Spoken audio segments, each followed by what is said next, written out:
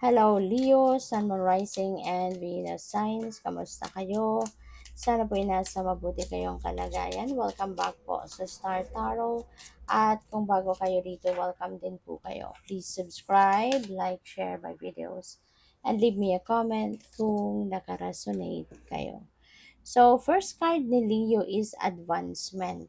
Ayan, sabi dito, a strong energy is propelling you forward. Follow the steerings of your heart. So, there is an opportunity for you to advance. There is an opportunity for you to progress dito. 'Di ba? At matagal ka na, no, na nakaka-receive ng mga messages from the divine dito at parang pinupush ka na ng universe na sige na, pumunta ka doon or ito yung gawin mo, yung ganyan, ano. Pero maaring hindi mo napapansin kaya this could be a heads up para sa'yo na pakinggan mo yung intuition mo, Leo. Kasi merong gabay na may mga mensahe ang universe sa'yo. 'Di ba? Para i-lead ka, no? Para dalhin ka doon sa kung ano man yung mga bagay na yung mga oportunidad na nandiyan diyan, no? Na makakatulong sa iyo na umasenso na, umalago na, mag-progress na, 'di ba? So, yun, pakinggan mo yung bulong ng puso mo, 'di ba? Listen to your inner voice para na makita mo na 'to, 'di ba? Kung nasaan ang opportunity na ito. So, sabi dito, see your light, know your power, have the courage to walk your truth. Importante din, 'di ba, na gawin mo kung ano yung sinasabi mo. Hindi po pwedeng nagsasalita ka, nagpi-preach ka, pero kung yung mga yung parang hindi sinasabuhay. No? Kailangan yon, kailangan to be a good example para sa iba. Lalo-lalo na kung sinasabi mo yan sa iba, 'di ba? So, kailangan talaga makita, no, ng mga taong ito na ginagawa mo din kung ano yung sinasabi mo.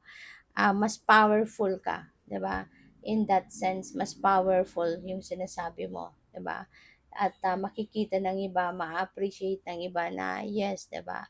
You are going to um kumbaga be the example para sa kanila na tama, totoo, 'di ba, yung sinasabi mo. So we have Gaia, connect to the pulse of Mother Earth. She will guide you through the time of change.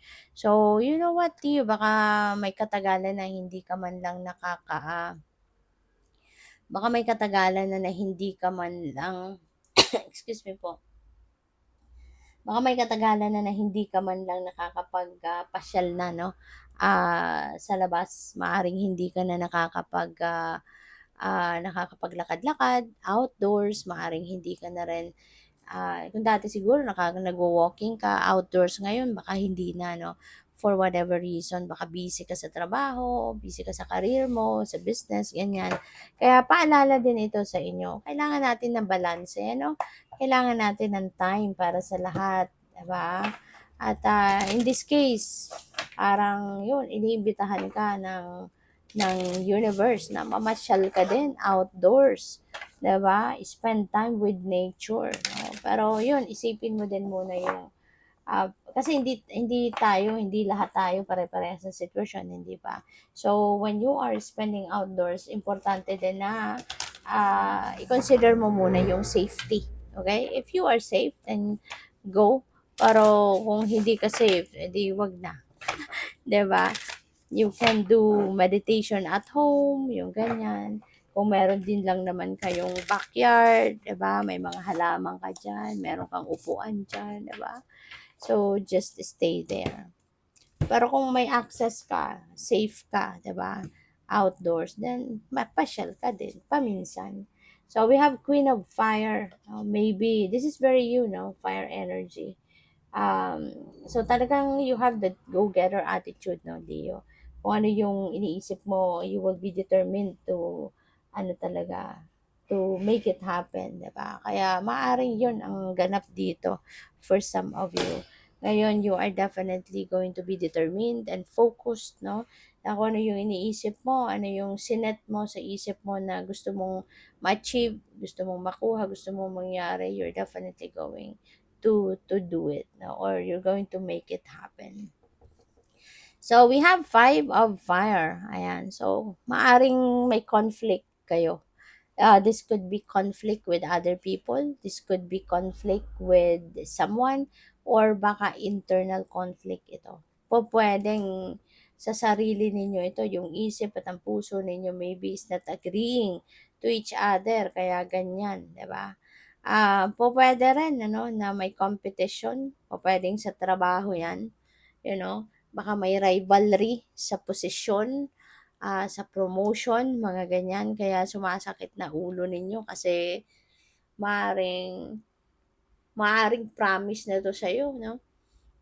Ang napi-pick up ko dito maaring prinamis ng posisyon sa'yo pero mayroong umaalma. Pupuwedeng merong kumokontra, puwedeng meron din iba pang nag-apply 'no, sa posisyon na 'yan. Kaya parang nabubwisit kayo, parang gano'n. So, we have 4 of water, ayan. So, distracted ka, Leo. Maybe you are distracted, meron discontentment sa buhay. O pwede kaya na kung kunyari yung promotion na yun, 'di ba? Pupuwede na hindi mo siguro nakuha kaya na naiinis ka, nabubwisit ka 'no, puwedeng gano'n. Kasi nga merong sumisingit, merong umiepal. 'No? Pupuwedeng yun din 'no, yung umiepal na 'to kasi pupuwede rin na hindi pa 'to ina-award na promotion, pero naiinis ka na doon sa sitwasyon kasi nga 'di ba merong umiepal even if 'di ba, puwedeng for formality sake na lang itong, ano na 'to, posting na 'to sa trabaho 'di ba? Maaaring yun ang tinatrabaho mo, maaaring yun ang ginagawa mo, pero yun nga baka merong umiepal, 'di ba? So, kaya parang, there could be some discontentment and distracted ka ngayon sa trabaho mo tuloy. So, what else? We have Ten of Air. Ten of Air is, ending and beginning. So, at least dito meron ng magtatapos. Ano man itong bagay na nahirapan ka, ano man itong bagay na, parang sinakripisyo mo, ganyan, that's coming to an end na, you know, that's coming to an end. That's going to be, ano na, kumbaga, ano na to, hindi mo na to hahayaan na mas humaba pa yung mga bagay na nakapanakit sa'yo, parang hindi mo na 'to hahayaan na mag-stay pa ito any longer sa buhay mo. Kaya you are going to put an end to that. You are going to move on na, kumbaga, makaka-recover ka na dito. Pipilitin mo na na maka-recover ka from that and, para na makapagsimula ka na ng bagong buhay. So, which is good, 'di ba? Kasi kung wala ka talagang action na gagawin, kung hindi ka magiging determinado na mag-move on na, talagang may stuck ka lang diyan, 'di ba? Pero, things are going to change, shifts, is happening, kaya ngayon you're going to put an end to something, 'no, na hindi na nakakabuti para sa'yo and you are ready to move on. So, good luck. Thank you for watching. Love and light. Namaste.